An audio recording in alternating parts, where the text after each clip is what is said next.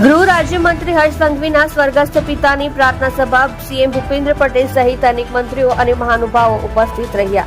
ગૃહ રાજ્યમંત્રી હર્ષ સંઘવીના પિતા સ્વર્ગસ્થ રમેશચંદ્ર ભુરાભાઈ સંઘવીની સુરતના ઇન્ડોર સ્ટેડિયમ અટવા લાઇન્સ ખાતે યોજાયેલી પ્રાર્થના સભામાં મુખ્યમંત્રી ભૂપેન્દ્ર પટેલ સહભાગી થયા હતા, જ્યાં તેઓએ સદગતને પુષ્પ વડે શ્રદ્ધાંજલિ અર્પણ કરી શોક સંતપ્ત પરિવારજનોને સાંત્વના પાઠવી હતી. સીએમ ભૂપેન્દ્ર પટેલે ઊંડા શોકની લાગણી વ્યક્ત કરી દિવંગત આત્માની ચિર શાંતિ માટે પ્રાર્થના કરી હતી. 32 વર્ષીય સ્વર્ગસ્થ રમેશચંદ્ર 4 દિવસથી સુરતની ખાનગી હોસ્પિટલમાં દાખલ હતા, જ્યાં તેમણે ગત શનિવારે અંતિમ શ્વાસ લીધા હતા. સ્વર્ગવાસી રમેશભાઈ હીરાના વ્યવસાય સાથે સંકળાયેલા હતા અને લાંબા સમયથી નિવૃત્ત જીવન વિતાવવાની સાથે સાથે ધાર્મિક અને સામાજિક કાર્યોમાં પ્રવૃત્ત હતા.